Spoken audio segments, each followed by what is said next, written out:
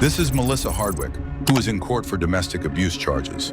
Melissa's ex-husband, John Anderson, had filed a domestic assault complaint against the 41-year-old. There are statements in your petition as part of your testimony, but I need you to tell me briefly, in your own words, what happened to cause you to ask for a domestic violence order. Yes, Your Honor. Things have been escalating, I guess, since the first of the year. And Melissa's had a couple MIWs and a couple arrests. And she got out of jail in, I guess, April. And she started, we hadn't really had anything personal up until that point. She got out of jail in April. The mother of three faces charges including third-degree terroristic threatening, intimidating a participant in the legal process, and resisting arrest. During the court proceeding, Melissa repeatedly denied her estranged husband the opportunity to speak as she kept on interrupting. After warning her repeatedly, Judge Jennifer Edwards decided to take bold action to put her in check. My personal life is none of your business, John. It has nothing to do with Miss you Hardwick? boys. No. You will be held in contempt of this court if you become disruptive. I don't care. I haven't done anything to this court. I haven't done anything to him. She will be It arrested doesn't for make contempt any- of the court. It doesn't make any difference. You will serve 10 days for contempt of court. Go now.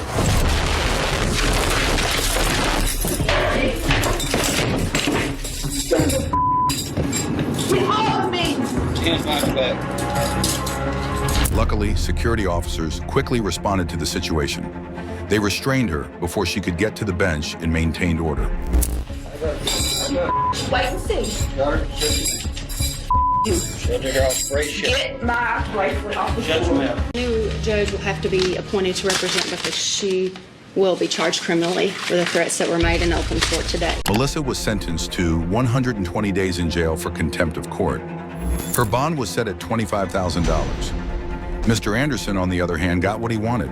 He was granted an emergency protection order that will replace the no contact order.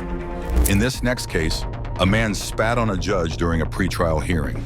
This is Bass Webb, who is appearing in court for a pretrial hearing on murder charges. In 2009, Bass Webb murdered his ex-girlfriend, Bria, and left her in a Kentucky home with her two young daughters. Later that Friday, Bass Webb is seen on surveillance camera attempting to run over two jail employees outside the Bourbon County Jail, where he once served 3 months on assault charges. The 32-year-old is facing 2 counts of attempted murder. During his first pretrial court hearing, Judge Dixon recused herself from the case because she knew the 2 jail employees he tried to kill with his car. But this didn't go down well with Webb. What he did next was shocking. The action clearly takes aback the judge. What would you say? Yeah. That be yes? Yes. There's no way I'm gonna try this case, or have any further proceedings, or I have to see you for one further step. Set preliminary hearing for next week. After dismissing Webb, she makes sure that Webb stands and watches as she wipes the spit off her face. Keep him right here, keep him right here.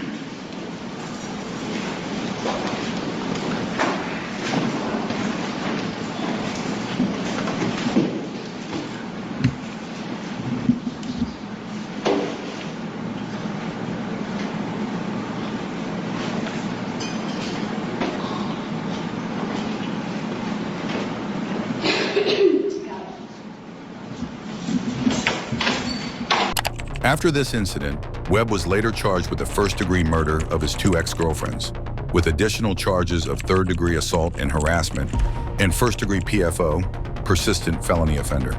At last, handed 2 life sentences without the possibility of parole, ensuring he would spend the rest of his life in prison. While the Bass Webb case shocked many with his courtroom outburst, it's not the only time emotions boiled over during a trial. Another infamous example is the trial of Bryce Rhodes. This is Bryce Rhodes, a man in court for a string of murder charges. Rhodes is accused of shooting and killing a 40-year-old man called Christopher Jones. Following that, he allegedly killed 2 brothers, Larry Ordway and Maurice Gordon, fearing they might inform the police of his role in Jones's death. During the court proceedings, Rhodes repeatedly disrespected multiple judges. In one of his earlier trials, Rhodes accused a judge of being racist and other heavy allegations. Do you think this is the best time? Even though you show favoritism to the Commonwealth, you denied every motion I've ever filed in this courtroom. I'm still gonna, it's my right to file a pro se motion, and it's my right to speak what I need to speak on. Well, I I don't know if y'all got some type of sexual relationship going on or what y'all got going on, but I'm definitely gonna speak my mind. Detective Detelli and I have no sexual relationship. Now I'm talking about you and the prosecutor over there, sir. All right, You good. denied all my motions. In another court proceeding, Bryce Rhodes spat on his attorney and had this outburst when the man decided to stop representing him. Nice cheap shot. You a coward. Nice cheap shot. You a coward. As a result, Bryce Rhodes appeared at his next court appearance in a spit mask and restraints. Yet Rhodes still tried to get himself into trouble. Mr. Rhodes, you can just bring him up right here. Why y'all have me come out like this for? I think you know why. What? You know exactly why. Now, listen, stop talking. Have been. Oh my God. Are you done? No, I ain't done. You've been charged in the What fourth I've been degree. charged with? Why I'm you gonna keep charged talking with? because I don't want to have to see you back here for this. What you think where you live at? What you think at? None of that. I ain't do So you're saying you're gonna find out where I'm out? none of that. You got family, I'll be out. After this outburst, the court added 2 additional charges of terroristic threatening and intimidating a participant in the legal process to Rhodes' triple murder charges. But this was not enough to stop Rhodes from being a menace to judges. In another trial, he lashed out at a judge who tried to talk him out of changing his attorney the 3rd time. Your job is to do your job, not to worry about me. That's what I'm saying. Well- I worry about me. You worry about yourself. At the end of the court session, he had some chilling parting words for the judge. You're gonna find out, though. You're gonna find out real quick. Promise that. Promise that. Just like Bryce Rhodes, this next inmate had no respect for the judge and did not even hide it. This is Michael Gaines, who is facing a Kansas court for battery of a law enforcement officer. Look at me. It's like eating. You ain't gotta scream at me. You gonna raise your voice at me? Oh my God. You raise your voice to me, I raise my voice to you. You just in a row. Gaines was already serving time for robbery at the Sedgwick County Jail. During a scuffle at the jail clinic, Gaines, who happened to be an HIV patient, deliberately spat at the jail officers. During the court proceeding, he erupted in front of the judge. All the evidence shows that you deliberately. Yeah, okay. Yeah. I know The you words did. were that you deliberately were hawking up. Bullshit. I didn't hawk up no saliva, okay? That's bullshit. And you're gonna believe those lies. That's what I'm talking about. I didn't hawk up no saliva. You gonna believe a lie because they wearing uniform. But this wasn't the end of it. Sensing some form of injustice against him, Gaines went on a rant and revealed some secret wrongdoings of the jail officers. It's like they beat Well, you seem like Richards. such a nice guy. They beat I mean, Richards. I do see And why. did they beat Richards in February?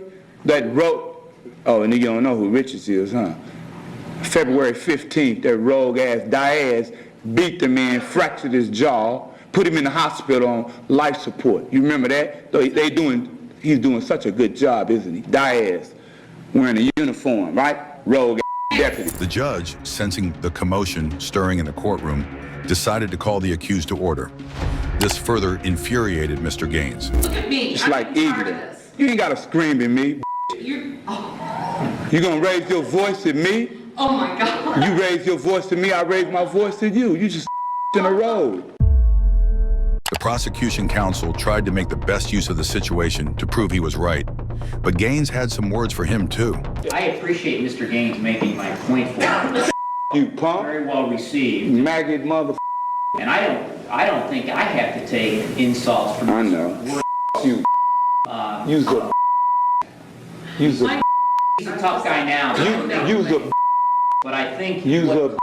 You'll be a. Gaines was whisked out of the courtroom on the judge's order and was later sentenced to 13 years in prison via a televised hearing afterward. I'm talking. Courtroom. Take out of the You's courtroom. a maggot. yeah, you're a tough guy. You's a maggot. You should have died when you was a baby. Yeah. Mother maggot. Anytime, Mr. Gaines. Shut up, huh? You's a maggot. Should have died when you was a baby, stillborn. In this next case, a judge agreed to a fist fight with a public defender. This is an emergency if I created had by a the rock, state. I would throw it at you right now. You know, this is Stop pissing me off. Just sit down. I'll take care of it. I don't need your help. No, sit you know down. what? I'm the public defender. I have a right to be here, and I have a right to stand I and said represent sit my down. clients. If you want to fight, let's go out back and I'll just beat Let's go your out. ass. This is Judge John Murphy, a judge of the Bravada County Court in Florida. In June 2014, the judge asked a public defender, Andrew Weinstock, to waive his right to a speedy trial. However, the lawyer had other plans, one that would anger the judge. Public defender, what do you want to do? Well, it's going to expire before I can get them in, so... It's not my emergency. Question. You want to set it for trial? You can set it for trial if you want to set it for trial instead. I'm not waiving. That's if the question is, am I waiving? The answer is, I'm not waiving. Just say it. Okay, I'm not waiving. I don't care. I don't care either. I just needed to set it for a date. Well, normally we go to docket zoning after that. If you want to go to trial, we'll set it for trial. That's fine. All right, speedy trial. That is June 9th at 8:30. All right, that's a mandatory court date for you. You don't want to be late that day. If you haven't talked to your lawyer, you need to get it done, right? Even as Judge Murphy moved to the next case on his docket, Weinstock continued to fight for his client's right. Then this happened. You're Mr. Runkles? Yes, sir. 2 charges, assault and resisting. You have the public defender. Public defender, what do you want to do? Have they filed? They have. I'm not waiving. All right, what do you want to do? What do you want to do? I'm not waiving. If you want to set it for trial, set it for trial. All right. If you want to set it for docket zoning, set it for docket zoning. I'm not waiving in any case. This is an emergency if I created had by a the rock, state. I would throw it at you right now. You know, this is Stop pissing me off. Just sit down. I'll take care of it. I don't need your help. No, sit you know down. what? I'm the public defender. I have a right to be here, and I have a right to stand and represent sit my down. clients. At this point, the tension was at its peak. What happened next was one of the most shocking things to ever happen in a courtroom. If you want to fight, let's go out back and I'll just beat Let's go your out. ass. While there were no witnesses to the alleged fistfight, the microphone picked up some of the altercation.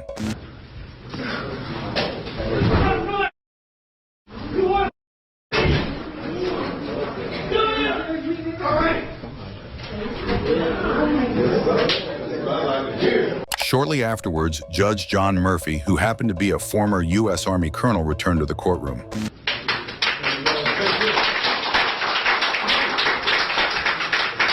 In 2015, the Florida Supreme Court ruled that Murphy was not fit to serve as a judge any longer. This is Tobias Sampson Roman, who was in court for armed robbery-related charges. In January 2012, Tobias was arrested by the police after attempting to rob a kiosk worker at Bakersfield Valley Mall. According to the police, the 27-year-old threatened to kill his 19-year-old victim while brandishing a knife. During Tobias's first court appearance, he told a different story, but also gave the judge a tough time. Roman, stand up. My foot hurts. Still, I can't stand up right now. Yeah. I'm right here. Giggling. Stand up, Roman. Yeah, what? This is BF 140416.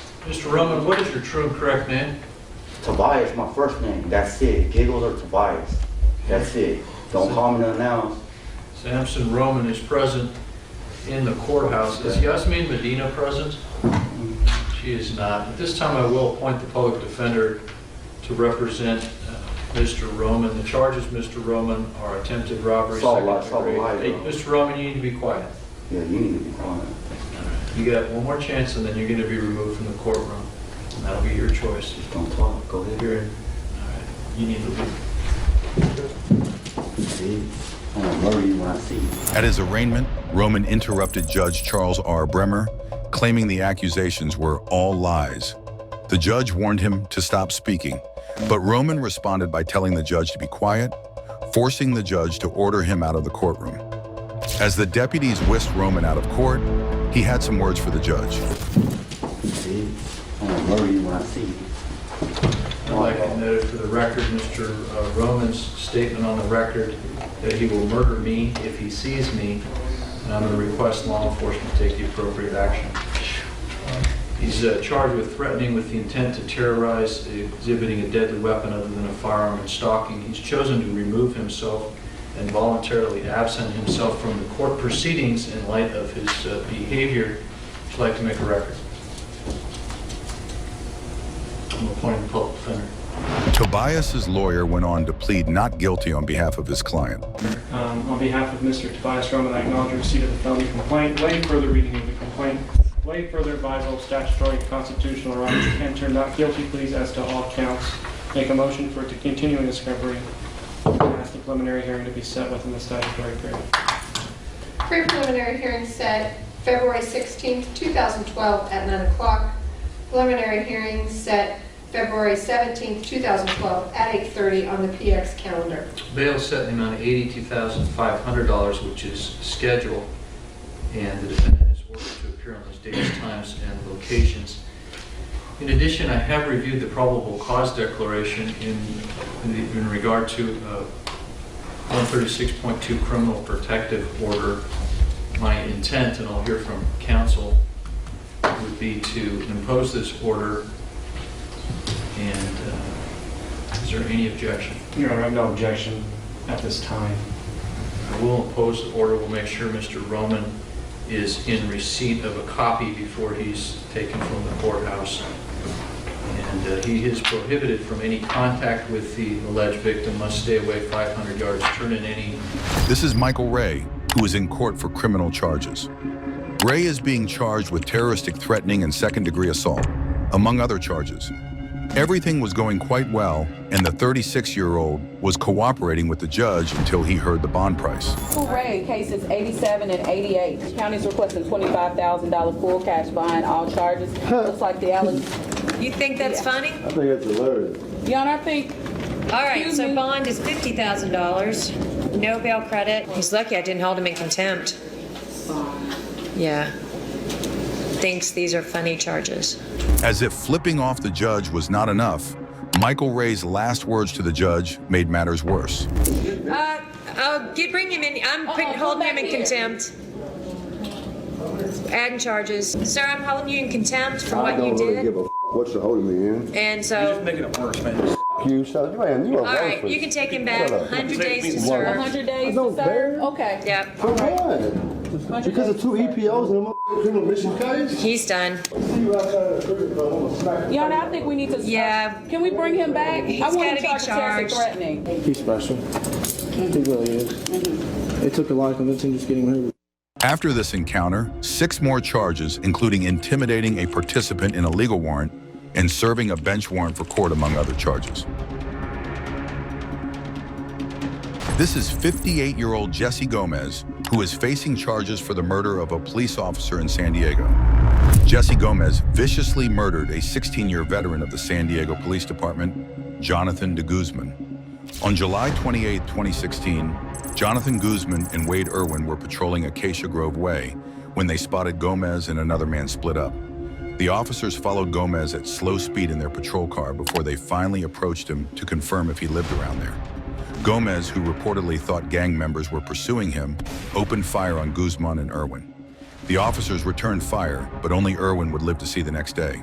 During the trial, Officer Irwin had something to say to the court. On July 28, 2016, it didn't have to turn out that way, but it did ultimately because of the choice the defendant made. Officer Jonathan de Guzman gave more than anyone could expect to give. He was blue through and through. There's not a day that goes by that I don't think about JD, and I miss him tremendously. After Officer Irwin's remarks, Jane de Guzman, the late officer's wife, had some words for her husband's killer. I do not understand how could you just take someone's life without thinking about his or her family. When you yourself is a father too. I really tried hard to find a place in my heart to forgive you. But when you took the stand and did not show any remorse, while clearly showing that you know what you have done, I would find it hard to forgive you.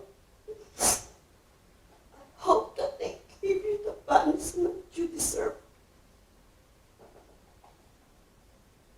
Can I add something still? I heard about the trauma that you're talking about.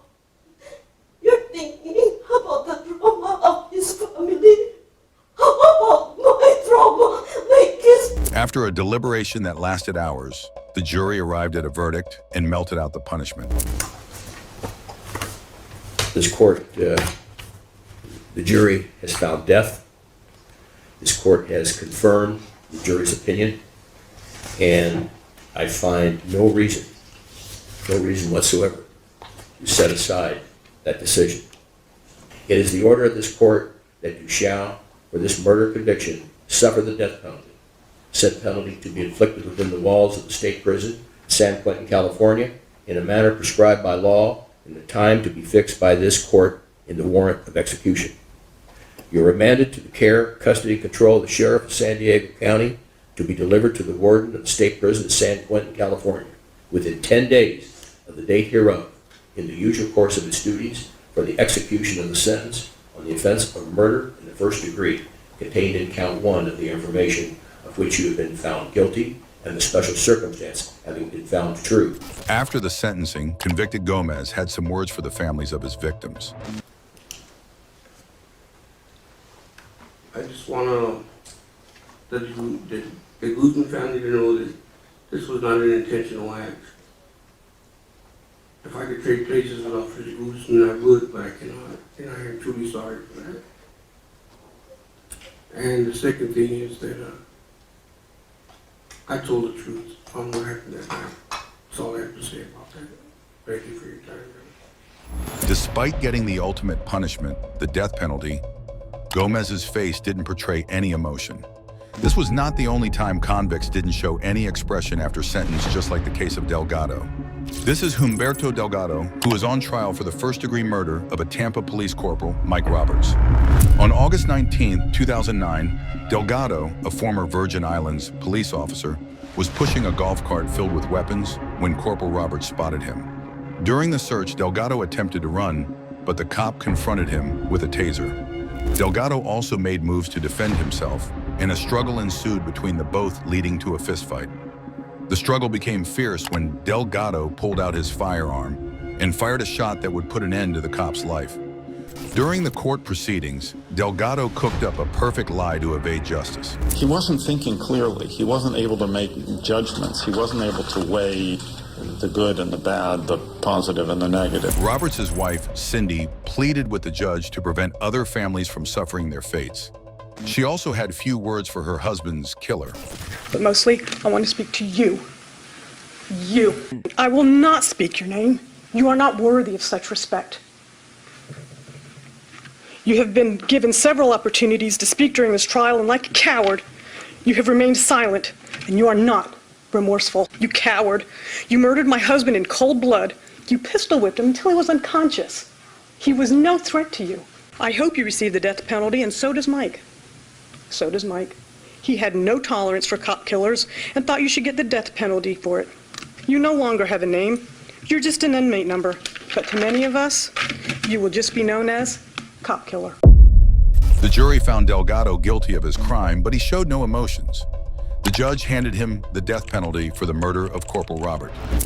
For the murder of Corporal Michael Roberts, this court sentences you to be put to death in the manner prescribed by law. Delgado appealed the sentence, and it was changed to life imprisonment by the Florida Supreme Court due to his mental illness and the circumstances of the crime. While Delgado's face didn't portray any emotion, the defendant in the next case could not hide his feelings towards his conviction. This is Markeith Lloyd, who is facing multiple charges of murder. Lloyd is facing trial for the tragic death of Orlando Police Lieutenant Deborah Clayton. On January 9, 2017, around 7:15 a.m., Deborah was leaving a Walmart on John Young Parkway when a woman informed her that Lloyd was in line at the store. Lloyd, who was wanted for the murder of his pregnant ex-girlfriend, Sadie Dixon, was dressed in camouflage pants and was wearing a bulletproof vest similar to those used by the Orlando Police Department. Deborah pursued Lloyd, but the 46-year-old drew his gun and fired 3 rounds at her as she ran toward the parking lot. One of the bullets struck Deborah in her right hip, which caused her to fall and hit her face on the pavement. Deborah also managed to fire multiple shots at the suspect, and the shootout continued for a while. One of the witnesses in Walmart appeared in court to testify to what went down at the scene. And did the defendant get on the ground? No, sir. Did you see what he did? Yes, sir. What did he do?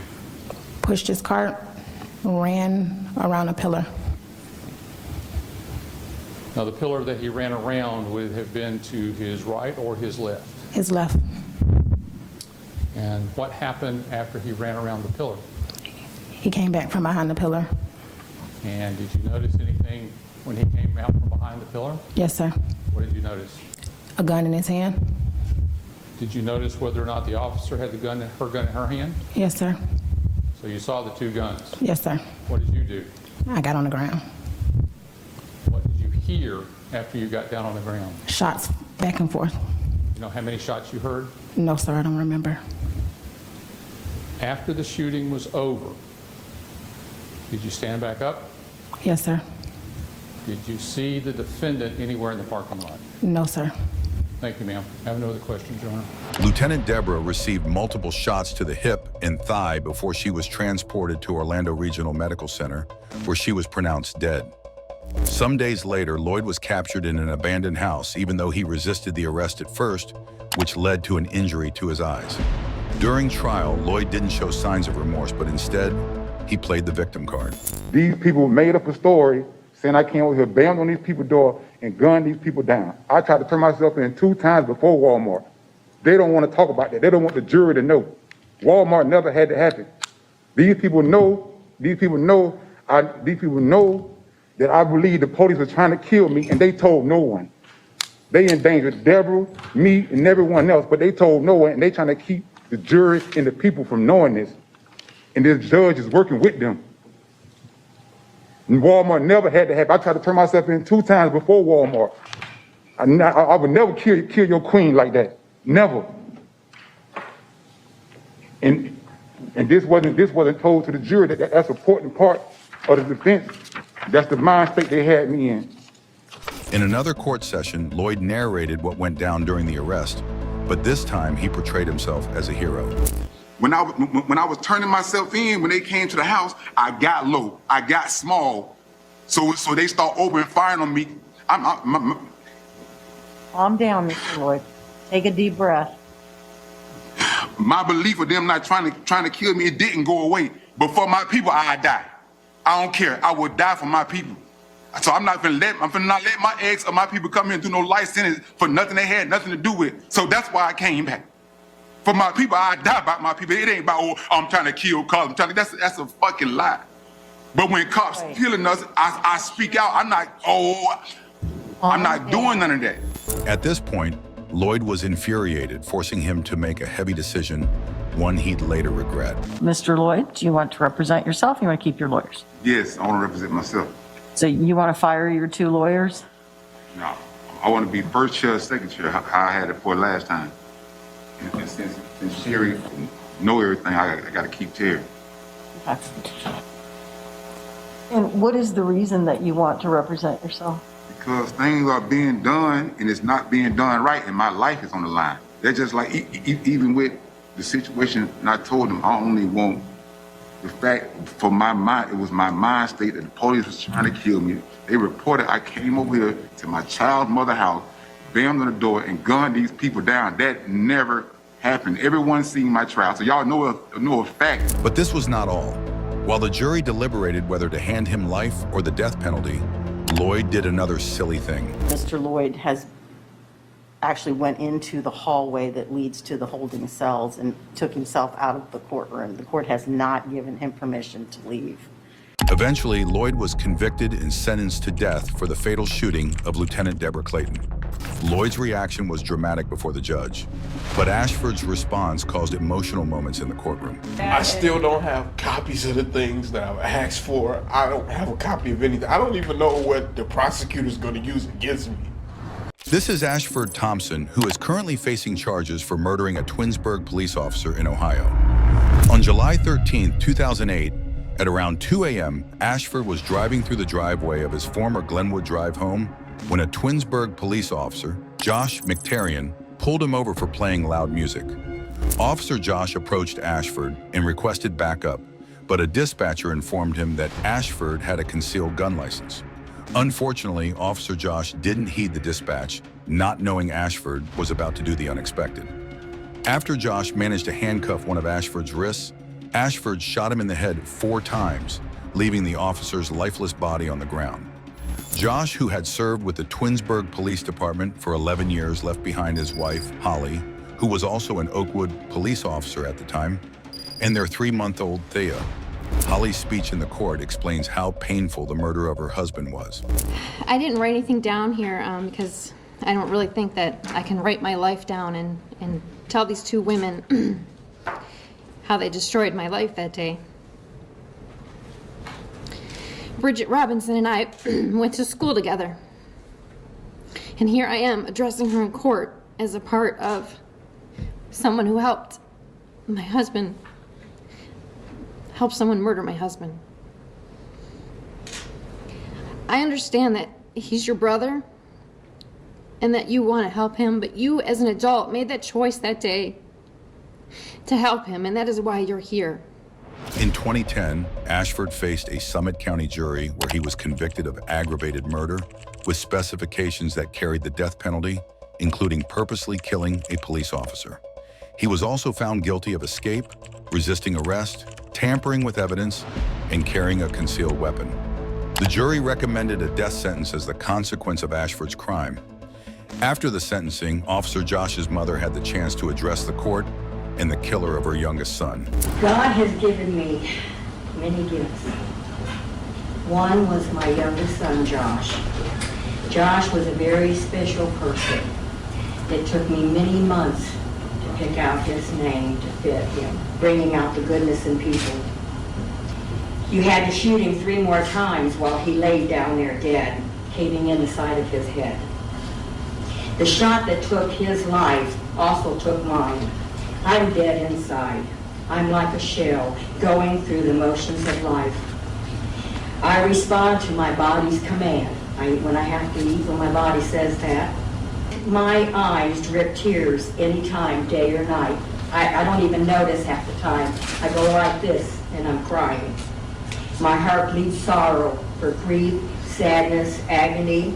You took my son's future. You took my future. A similar reaction goes for Holly in another court session, where she spoke in anger and expressed how she didn't feel sorry for whatever the consequence of his action was. You wanted to be in control. You were in your driveway and you wanted to be in control. Just like you talk to your girlfriend on the phone. You want to be in control, and that's how it is. I would say, I feel sorry for your family, but I've heard them respond to you in those phone call conversations. And they don't care, just like you don't care. So I'm not as nice as his mother, because I don't believe that they care. Those phone call conversations are disgusting.